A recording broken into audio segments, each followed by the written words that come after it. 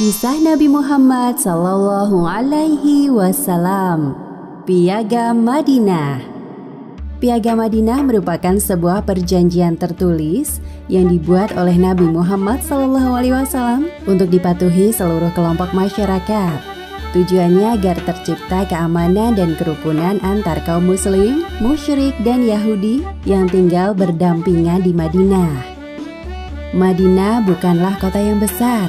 Masyarakatnya dapat dikategorikan menjadi 3 kelompok. Kelompok pertama, kaum muslim yang terdiri dari muhajirin dan ansor. Kelompok kedua, suku Aus dan suku Khazraj yang belum beriman atau masih musyrik. Dan kelompok ketiga, kaum Yahudi yang terdiri dari 3 klan, yaitu Bani Qainuqa, Bani Nadir, dan Bani Quraizoh. Saat ini kelompok yang memegang kekuasaan terbesar di Madinah adalah kelompok pertama, kaum muslim. Apalagi setelah peristiwa hijrah, Rasulullah Shallallahu Alaihi Wasallam memegang peranan penting sebagai kepala agama sekaligus kepala pemerintahan di Madinah. Namun tidak semua orang menyukai kepemimpinan Rasulullah. Seorang musyrik bernama Abdullah bin Ubay memendam kebencian terhadap beliau. Hal tersebut dikarenakan dahulu setelah perang Bu'ats, suku Aus dan Khazraj sepakat untuk mengangkat Abdullah bin Ubay sebagai pemimpin Madinah. Sial, harusnya aku yang menjadi pemimpin di sini, bukan Muhammad. Abdullah bin Ubay merasa impiannya sebagai pemimpin Madinah hancur sejak hari pertama Rasulullah menginjakkan kaki di Madinah. Kemudian Abdullah bin Ubay berpura-pura masuk Islam. Orang seperti Abdullah bin Ubay ini digolongkan sebagai orang munafik. Meskipun jumlah kelompok kedua ini tidak banyak, mereka selalu berusaha mencari cara untuk menjatuhkan posisi Rasulullah.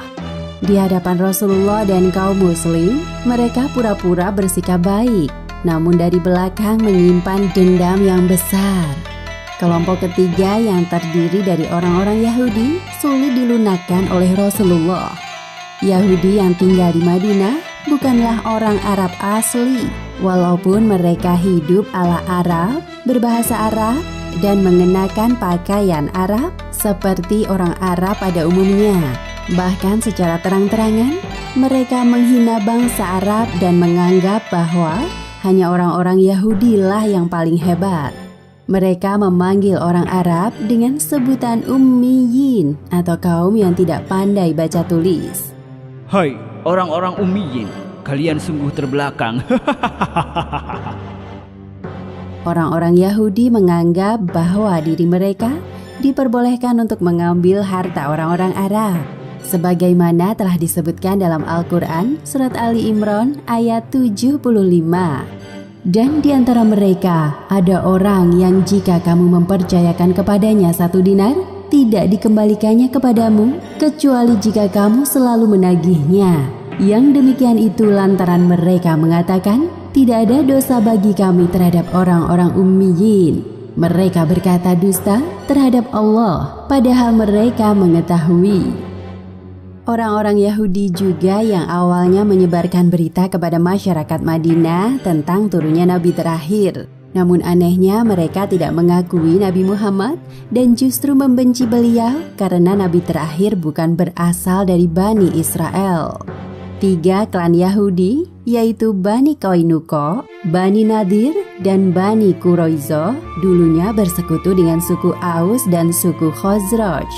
Sebelum datangnya Islam, 3 klan inilah yang membangkitkan peperangan antara suku Aus dan suku Khazraj, layaknya musuh dalam selimut. Kelompok ketiga, kaum Yahudi ini dikenal dengan kepintarannya dalam hal pekerjaan. Orang-orang Yahudi pandai memutar roda perdagangan, mengimpor kain, biji-bijian, khamr, serta mengekspor kurma, dan ahli dalam pekerjaan lainnya. Sedangkan masyarakat asli Madinah dimanfaatkan oleh mereka sebagai pekerja kasar dan dibayar rendah. Mereka juga menerapkan sistem riba yang diharamkan oleh Islam. Setelah datangnya Islam, Rasulullah mulai memperbaiki tata kehidupan masyarakat Madinah.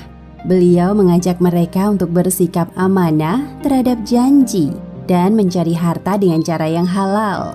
Hal ini membuat orang-orang Yahudi geram. Apa-apaan sih Muhammad itu? Seenaknya saja ikut campur dalam urusan dagang kita.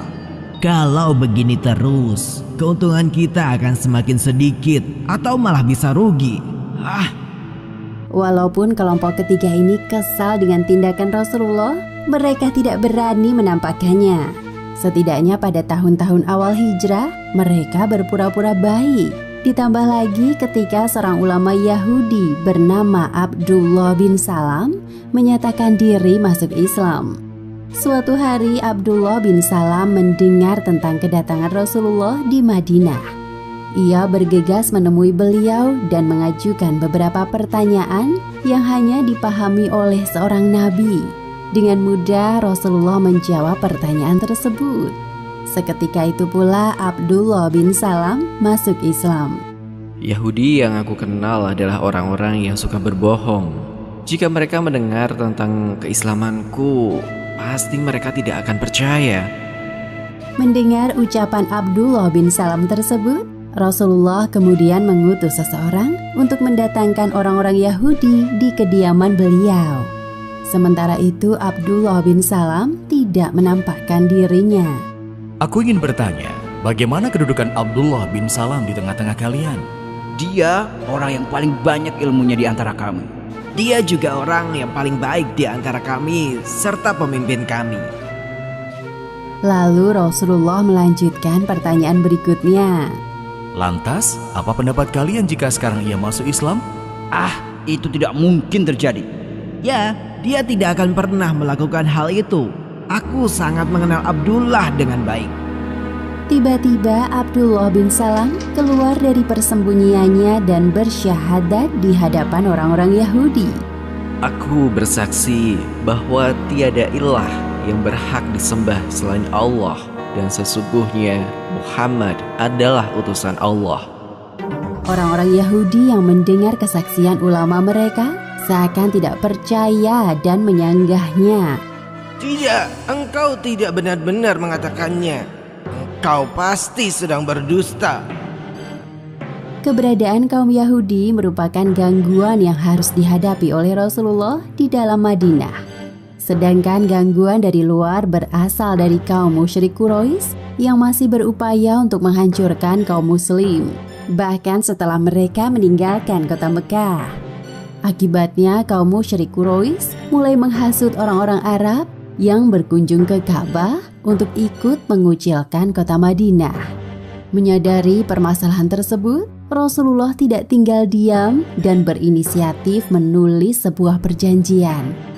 Beliau sadar bahwa untuk berhadapan dengan kaum musyrik dan Yahudi tidak cukup hanya dengan lisan. Perjanjian tersebut dinamai Piagam Madinah. Beberapa di antaranya berisi tentang: pertama, setiap kelompok dibebaskan untuk beribadah sesuai dengan agamanya. Kedua, dilarang menyakiti dan harus saling membantu antar kelompok dalam menghadapi musuh dari luar. Ketiga, Madinah adalah kota haram atau suci yang tidak boleh dihuni tanpa izin masyarakatnya. Selanjutnya, apabila terdapat perselisihan antara penanda tangan perjanjian ini, maka keputusan dikembalikan kepada Nabi Muhammad. Demikianlah akhir kisah Piagam Madinah. Hikmah yang dapat kita ambil dari kisah ini diantaranya: pertama, hendaknya kita menaati pemimpin yang mengajak pada kebaikan serta hukum yang berlaku dalam sebuah masyarakat. Dan kedua, hindari sikap sombong dan membanggakan diri seperti yang dilakukan oleh orang-orang Yahudi, karena Allah Subhanahu wa Ta'ala tidak menyukainya. Wallahu a'lam bishawab.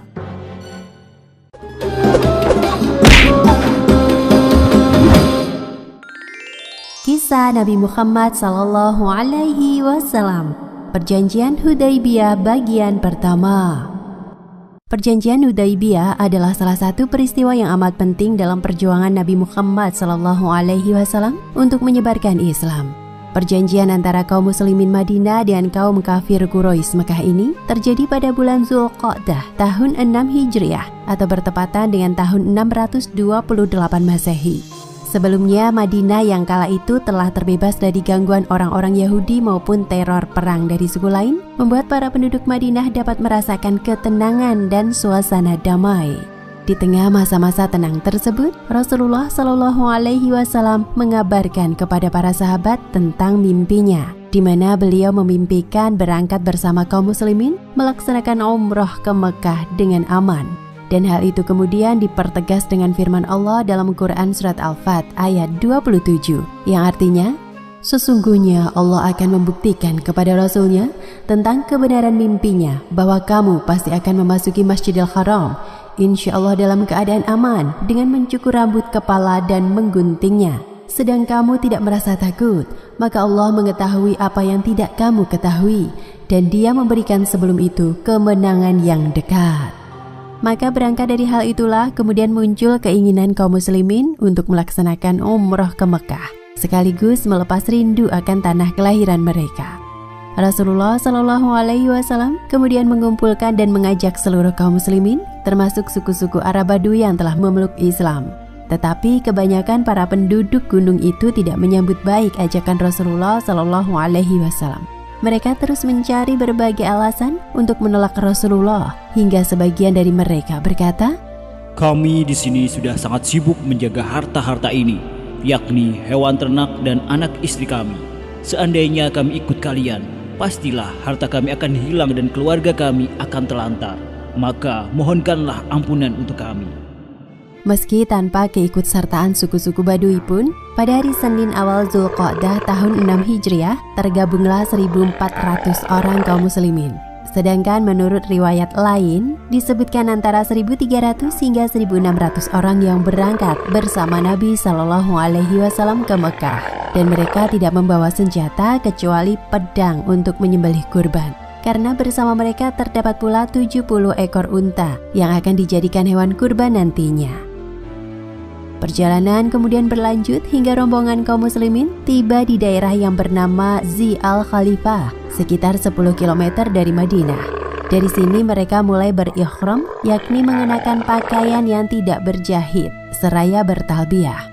Labbaik Allahumma labbaik, labbaik la syarika laka labbaik, innal hamda wa ni'mata laka wal mulk la syarika lak. Kalimat talbiyah diulang-ulang oleh Rasulullah SAW bersama rombongan. Hal ini juga mestinya dapat menjadi tanda bagi siapapun bahwa perjalanan ini adalah murni untuk umroh. Dan ketika rombongan tiba di Asfan, sekitar 80 km dari Mekah, di sini Rasulullah SAW mendapat kabar dari Bishr bin Sufyan yang beliau tugaskan menghimpun informasi. Wahai Rasulullah, sesungguhnya kafir Quraisy telah mengetahui kedatangan kita, tetapi tampaknya mereka tidak akan mengizinkan kita memasuki Mekah. Karena saat ini mereka telah mengumpulkan pasukan yang akan menghalangi engkau dan rombongan. Selain itu dikabarkan juga bahwa Khalid bin Walid yang ketika itu belum memeluk Islam, ternyata telah mendahului pasukan kafir Quraisy. Ia bersama pasukan berkudanya telah berada di Qurra Al-Ghamim, sekitar 64 km dari Mekah. Mereka menunggu dan bersiap untuk menyerang kaum muslimin. Mendengar kabar ini, Rasulullah SAW kemudian bermusyawarah dengan para sahabat yang hasilnya adalah tetap melanjutkan perjalanan ke Mekah tanpa ada keraguan dan kecemasan yang melanda hati kaum muslimin. Agar melanjutkan perjalanan dengan aman sekaligus menghindari pasukan berkuda Khalid sehingga tidak terjadi pertumpahan darah, maka Nabi SAW menempuh jalur yang tidak langsung menuju Mekah. Jalan itu sangat sulit, berliku-liku, sempit, dan turun naik, serta dipenuhi oleh batu-batu tajam. Sementara itu, Khalid yang sudah menunggu lama, akhirnya mengetahui perubahan jalur Rasulullah SAW. Ia pun kembali ke Mekah untuk bergabung dengan kaum kafir lainnya. Dan pada saat kaum muslimin tiba di Hudaibiyah, Al-Qaswa, unta kepunyaan Rasulullah SAW, berhenti berjalan. Para sahabat yang melihat kejadian itu berkata, Al-Qaswa telah berhenti untuk menetap di sini karena lelah. Tetapi Rasulullah menjawab, Tidak, dia tidak berhenti untuk menetap, tetapi yang menghalanginya adalah yang menghalangi gajah. Setiap ada ajakan dari Quraisy dengan maksud mengadakan hubungan kekeluargaan, tentu akan aku sambut. maksud Rasulullah SAW yang menghentikan unta beliau adalah Allah, sebagaimana Allah yang menghalangi gajah Abraha ketika penguasa itu bermaksud meruntuhkan Ka'bah pada masa Abdul Muthalib. Rasulullah SAW kemudian memerintahkan kaum muslimin mendirikan kemah di Hudaybiyah. Ternyata wilayah tersebut sangatlah kering dan tidak terdapat air di dalam sumur-sumurnya. Anggota rombongan pun mengeluh kehausan. Haus sekali, tolong berikan aku air. Melihat kesusahan yang dialami rombongan, maka Rasulullah kemudian menembakkan anak panahnya ke dalam sumur tersebut. Sehingga tak lama kemudian, air yang begitu banyak pun keluar dari dalam sumur. Dari Hudaybiyah, Rasulullah berusaha meyakinkan tokoh-tokoh Mekah bahwa beliau datang bukan bermaksud untuk berperang, tetapi semata-mata hanya ingin melaksanakan ibadah umroh dan memuliakan Ka'bah. Sebaliknya, pihak kafir Quraisy pun berusaha meyakinkan bahwa tidak ada jalan sedikit pun untuk Rasulullah dan rombongan memasuki Mekah. Itu akan menjadi kelemahan kita dan juga akan menjadi buah bibir masyarakat Arab jika Muhammad kita izinkan masuk. Rasulullah mengirim utusan demi utusan ke Mekah. Salah satu utusan adalah Quraisy bin Umayyah yang nyaris dibunuh oleh kaum kafir Quraisy seandainya tidak dihalangi oleh Al-Habis, sebuah kelompok dalam masyarakat Mekah yang biasanya bertugas menjaga keamanan. Rasulullah tidak putus asa. Beliau kemudian ingin mengirim Umar bin Khattab, tetapi kemudian Umar berkata, Ya Rasulullah, sebaiknya engkau mencari orang lain, karena Quraisy sangat memusuhiku, sehingga itu tidak akan memuluskan misi yang saya emban. Di samping itu, tidak ada seorang pun di Mekah yang dapat memberiku jaminan perlindungan keamanan. Rasulullah memahami alasan Umar, sehingga beliau kemudian mengutus Utsman bin Affan. Sahabat ini berangkat ke Mekah dan mendapat perlindungan dari Ibn bin Sa'id bin Al-As.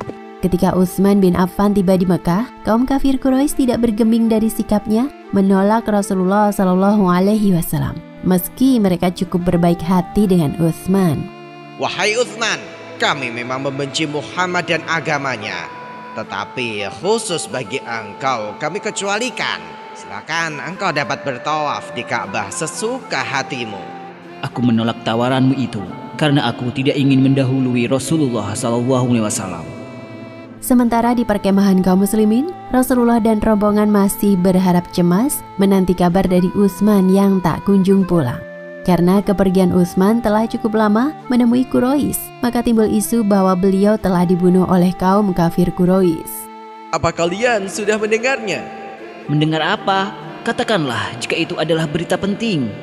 Utsman bin Affan telah lama pergi menemui Quraisy dan sampai saat ini beliau belum juga kembali ke sini. Aku yakin beliau pasti sudah dibunuh oleh orang-orang kafir Quraisy itu.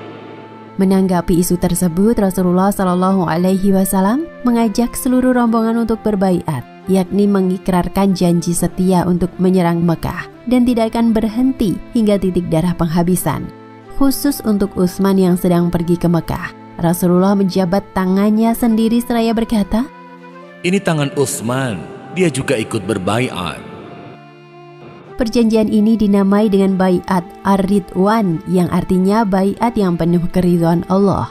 Peristiwa baiat di atas diabadikan dalam Al-Quran Surat Al-Fat ayat 18 yang artinya, Sungguh Allah telah meridhoi orang-orang mukmin ketika mereka berjanji setia kepadamu, Muhammad, di bawah pohon, maka dia mengetahui apa yang ada dalam hati mereka. Lalu dia memberi ketenangan atas mereka dan memberi balasan dengan kemenangan yang dekat.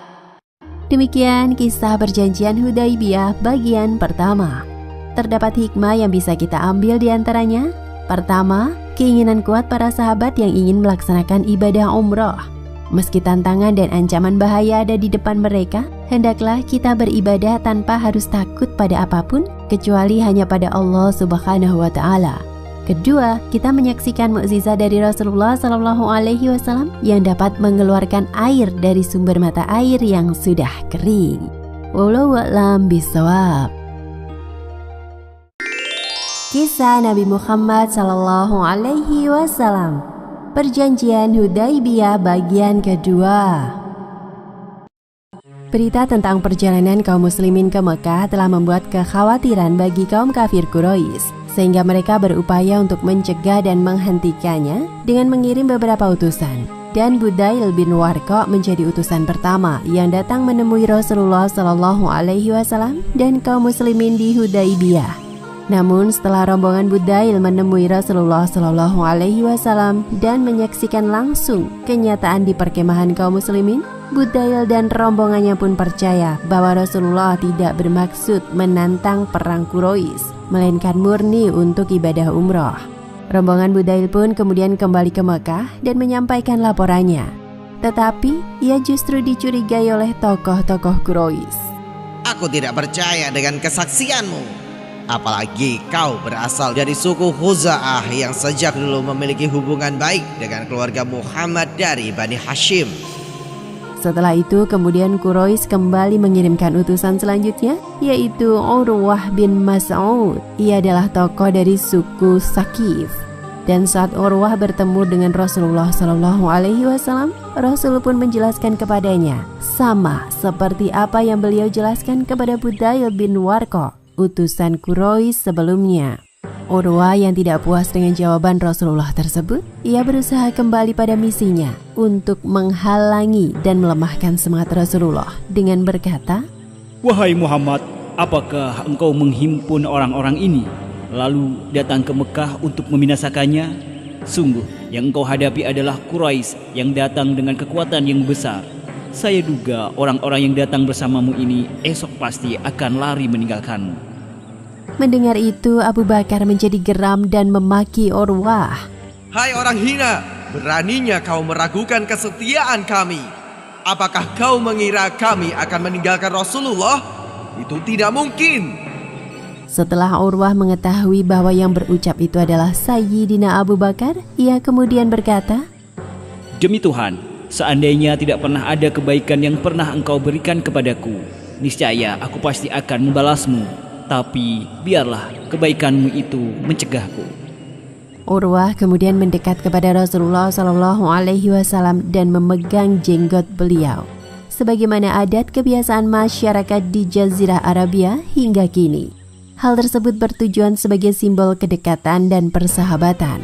Namun salah seorang sahabat Rasul yang melihat kejadian itu marah dan berkata kepada Urwah, Singkirkan tangan kotormu itu dari wajah Rasulullah sebelum tanganmu itu kutebas. Dengan wajah bingung, Urwah kemudian bertanya kepada Rasulullah SAW. Siapa ini ya Muhammad? Rasul kemudian menjawab, Dia adalah anak saudaramu, Mughirah bin Syu'bah. Urwah kemudian berpaling kepadanya dan berkata, Apa ini? Bukankah baru kemarin engkau bisa berjalan? Meski begitu, Urwah terus berusaha menyukseskan misinya. Rasulullah pun bertahan pada prinsip beliau, tetapi dalam saat yang sama melayani Urwah dengan sikap yang baik dan terhormat. Di sisi lain, kekaguman Urwah pada sikap sahabat-sahabat Rasulullah yang demikian hormat kepada Rasul telah membuat Urwah menyerah pada misinya. Dan ia pun kembali ke Mekah membawa kesan yang sangat dalam tentang sosok Nabi Muhammad SAW dan kaum muslimin. Dalam laporannya kepada tokoh-tokoh kafir Quraisy, ia berkata, Demi Tuhan, aku telah berkunjung ke raja-raja. Aku telah menemui Kaisar Romawi, Kisra Persia, Negus Abisinia. Tapi sungguh, aku tidak pernah melihat seorang penguasa yang diagungkan oleh teman-temannya sebagaimana Muhammad diagungkan. Setelah kegagalan Urwah pada misinya, kaum kafir Quraisy kembali mengirimkan utusan lainnya, yaitu Hulais bin Alqamah. Namun ketika Rasulullah SAW melihat Hulais datang, Rasul menyampaikan kepada para sahabatnya tentang firasat beliau. Orang ini dari kaum yang memiliki rasa keagamaan yang baik. Giringlah unta-unta yang akan dikorbankan agar dia melihatnya. Dan sungguh tepat firasat Rasulullah tersebut.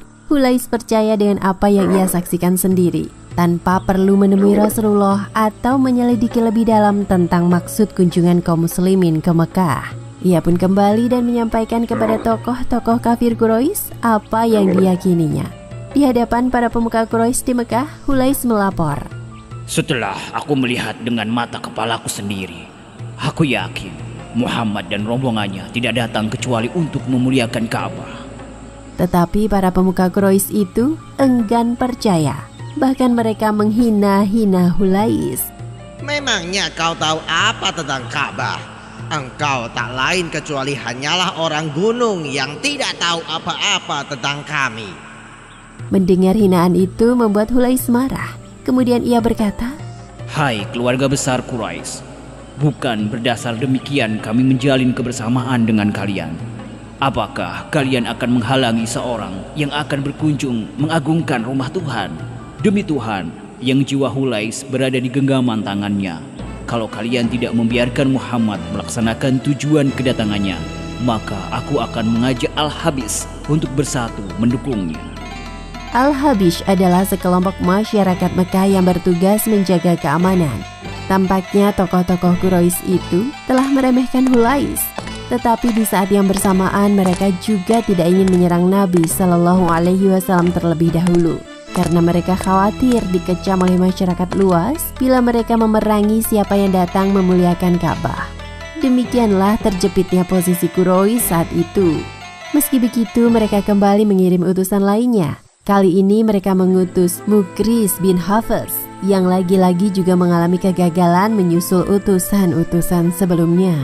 Dalam proses terlaksananya perjanjian Hudaibiyah, silih berganti Rasulullah Shallallahu Alaihi Wasallam menerima utusan kaum kafir Quraisy, tetapi mereka selalu gagal. Dan di kali terakhir, Quraisy mengutus Suhail bin Amr.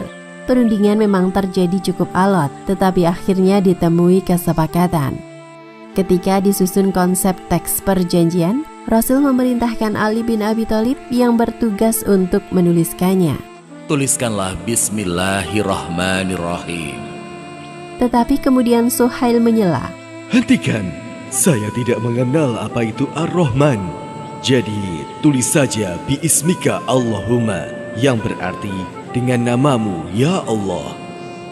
Perlu diketahui pada masa tersebut orang-orang jahiliyah hanya mengenal Allah, tidak mengenal siapa Ar-Rahman. Dan hal ini terekam dalam Quran Surat Al-Furqan ayat 60 yang artinya, apabila dikatakan kepada mereka, sujudlah kepada Ar-Rahman, mereka menjawab, siapakah Ar-Rahman itu? Apakah kami akan sujud kepada Tuhan yang kamu perintahkan kami bersujud kepadanya?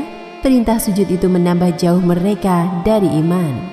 Rasulullah kemudian memerintahkan Ali untuk menghapus dan menggantinya sesuai usul Suhail. Tetapi para sahabat Rasul yang hadir ketika itu menolak dan bersikeras agar basmalah tetap ditulis dengan lengkap.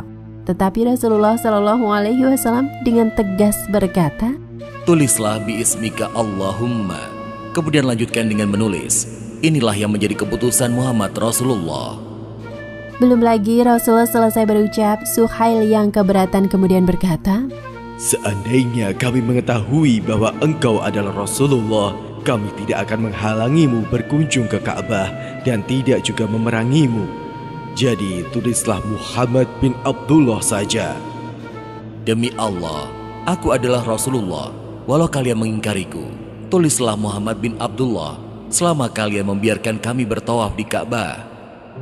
Baiklah, tetapi bukan untuk tahun ini, karena nanti orang-orang Arab akan mengira bahwa kami dipaksa oleh kalian. Kemudian dengan satu syarat tambahan lagi, engkau harus mengembalikan kepada kami siapapun dari pihak kami yang datang kepadamu walau menganut agamamu. Mendengar syarat ini para sahabat keberatan. Bagaimana bisa kami harus mengembalikan seorang muslim kepada kaum kafir? Dalam situasi demikian, tiba-tiba muncul Abu Jandal bin Suhail, putra Suhail bin Amr yang beriman. Dengan berat berjalan karena kedua kakinya dibelenggu. Ini yang pertama saya tuntut untuk dikembalikan. Tetapi kita belum memutuskan perjanjian kita. Kalau demikian, aku tidak akan mengikat perjanjian apapun. Kecualikan yang ini saja, wahai Suhail. Aku tidak setuju. perkenankan ini saja. Tidak, aku tidak akan memperkenankannya. Kemudian Mukris yang juga hadir dalam rombongan Suhail berkata, Baiklah, kita perkenankan. tapi dalam kenyataannya tidak demikian. Mereka berbohong dan Abu Jandal tidak diizinkan bergabung dengan kaum muslim. Demikian sebagian dari proses yang terjadi dalam perjanjian Hudaibiyah. Proses yang begitu alot hingga sebagian besar sahabat kecewa dan sangat menyayangkan hasil dari perjanjian tersebut.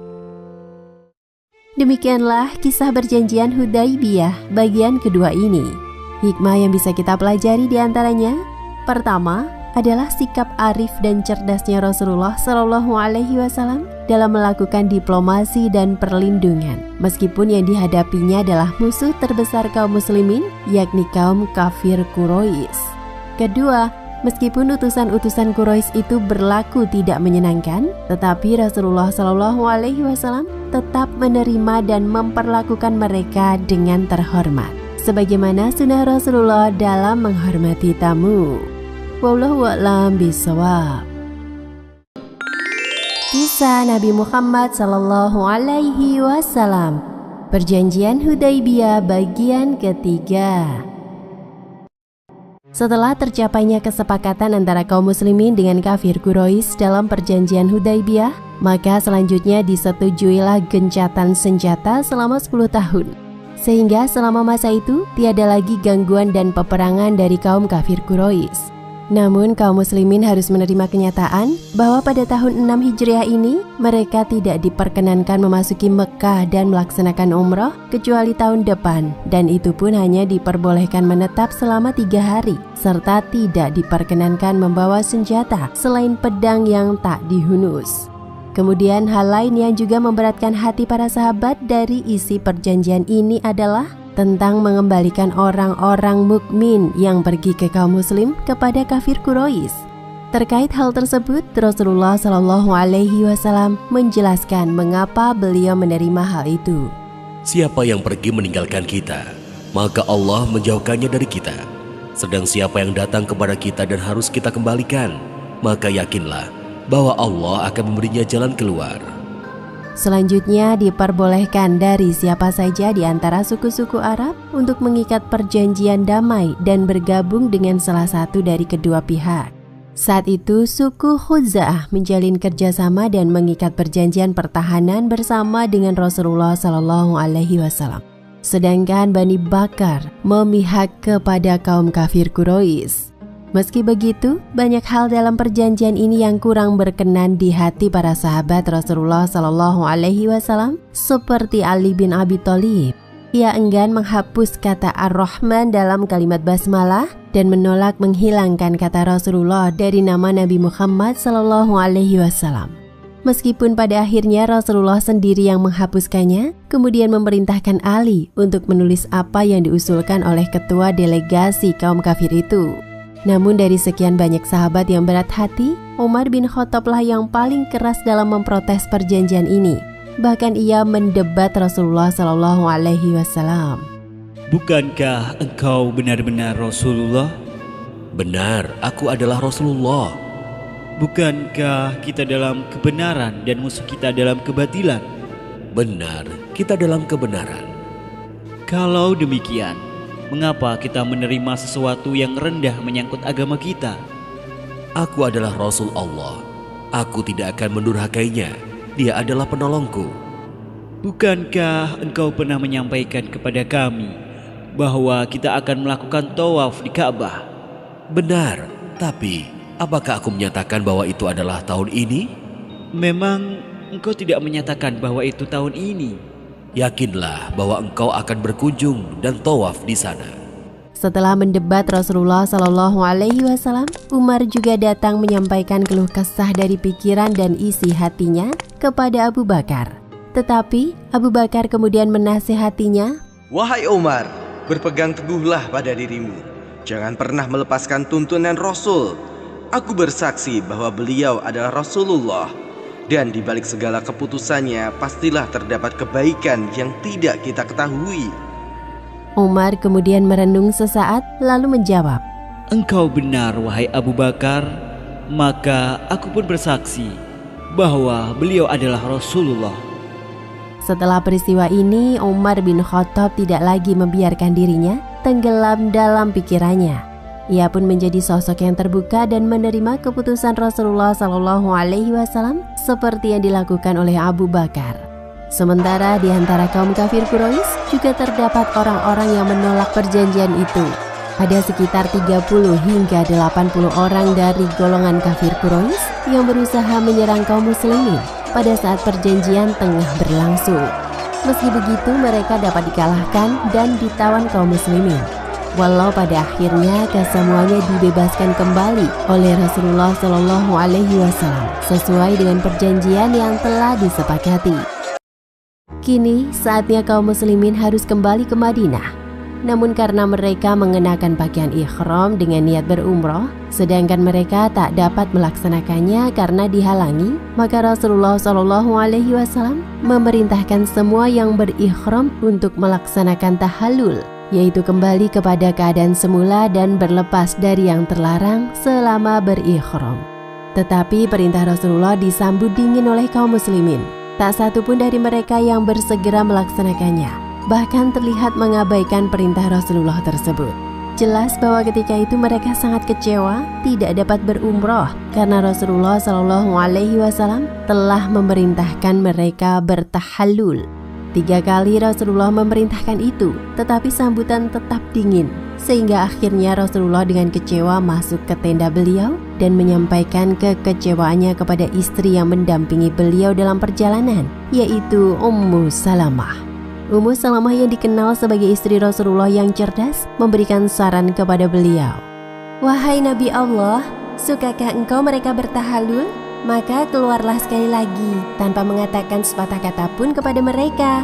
Cukurlah rambutmu dan sembelilah unta yang engkau akan kurbankan." Rasulullah SAW pun menerima saran dari istrinya tersebut. Beliau kemudian memanggil tukang cukurnya dan bercukur, serta menyembelih unta, dan hal tersebut disaksikan oleh kaum muslimin. Saat melihat Rasulullah SAW bercukur, semua anggota rombongan pun berlomba-lomba saling mencukur rambut mereka. Rasulullah ikut senang menyambut sikap mereka itu sambil berdoa, "Semoga Allah merahmati orang-orang yang menggunduli kepalanya." Sementara sahabat beliau lainnya yang hanya memendekkan rambut tanpa menggundulinya meminta sekiranya Rasulullah juga mendoakan mereka. Ketika itu ada 70 ekor unta yang disembelih. Rasulullah SAW menyembelih unta milik Abu Jahal yang merupakan harta rampasan kaum muslimin pada pertempuran Badar 4 tahun lalu. Dan setelah 19 hari berada di Hudaibiyah, telah banyak tuntunan agama yang diperoleh kaum muslimin. Misalnya diperbolehkannya hanya memendekkan rambut ketika tahallul, yang bisa jadi mungkin disebabkan karena beberapa alasan, seperti masalah rambut dan kondisi kesehatan. Dan ketika di Hudaibiyah, Rasulullah mengizinkan kaum muslimin untuk sholat di tempat masing-masing, karena ketika itu hujan turun dengan deras, sehingga menyebabkan kaum muslimin tidak memungkinkan meninggalkan tenda-tenda mereka. Di sana juga diajarkan oleh Rasulullah SAW bahwa barang siapa yang tertidur sehingga tidak melaksanakan sholat pada waktunya, agar ia bersegera sholat begitu terbangun. Tuntunan ini disampaikan Rasul kepada anggota rombongan yang saat itu semuanya tertidur. Pada awalnya perjanjian Hudaibiyah tampak tidak berpihak kepada kaum muslimin, sehingga hal tersebut sempat memberatkan hati para sahabat Rasulullah. Namun kendati demikian, seiring berjalannya waktu, perjanjian ini justru menguntungkan kaum muslimin, sebagaimana dalam Quran surat Al-Fat ayat 1 menegaskan bahwa sesungguhnya kami telah memberikan kepadamu kemenangan yang nyata. Ayat tersebut dibacakan Rasulullah SAW kepada seluruh anggota rombongan dalam perjalanan pulang ke Madinah, tepatnya di satu tempat yang dikenal dengan nama Qurra al-Ghamim, sekitar 64 km dari Mekah. Dan ketika dibacakan, seorang sahabat Rasul bertanya, "Apakah ini kemenangan?" Rasulullah menjawab, "Ya, demi Allah yang jiwaku dalam genggaman tangannya, sungguh perjanjian ini adalah kemenangan." Setelah peristiwa perjanjian Hudaibiyah berlalu, maka terbukalah pintu silaturahim antara kaum muslimin dan orang-orang Mekah. Keduanya pun saling kunjung mengunjungi, sehingga terjadi diskusi yang membuka pikiran dan hati sekian banyak orang. Kekaguman orang-orang Quraisy semakin bertambah setelah mereka melihat komitmen Rasulullah SAW melaksanakan isi perjanjian dan melihat akhlak Rasulullah serta kaum muslimin yang demikian luhur. Dan hal ini terus berlanjut hingga menjadikan jumlah masyarakat yang memeluk Islam pada 2 tahun setelah perjanjian lebih banyak daripada jumlah seluruh umat Islam sebelum perjanjian itu. Kemudian dampak positif lainnya adalah terbukanya mata dan hati sekian banyak tokoh Quraisy yang tadinya berperan besar dalam menentang Islam. Tercatat antara lain Khalid bin Walid dan Amr bin Ash, yang sebelum perjanjian Hudaibiyah keduanya adalah tokoh penting bagi pasukan kafir Quraisy kini masuk Islam. Keislaman tokoh-tokoh ini mengurangi kekuatan kaum kafir Quraisy. Dan sejak itu pula, kekuasaan dan pengaruh Quraisy perlahan-lahan mulai memudar, sehingga 2 tahun setelah perjanjian itu, Mekah pun dapat ditaklukkan oleh kaum muslimin.